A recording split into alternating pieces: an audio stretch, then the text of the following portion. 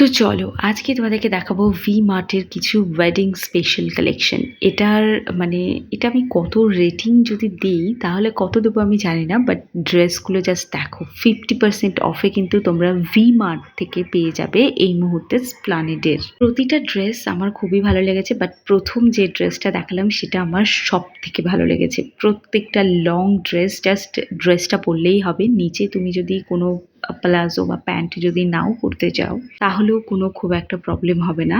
এটা দেখতে পাচ্ছ কি দারুণ, প্রত্যেকটা কটন ম্যাটেরিয়ালের উপর রয়েছে। যাদের এখন ওই যে যারা প্রেগনেন্ট উইমেন রয়েছে যারা, তারাও কিন্তু এই ড্রেসগুলোকে নিতে পারো। তোমাদের মানে পেটটা অনেকটা স্পেস পেয়ে যাবে ওই ছোট কুর্তিগুলোর থেকে।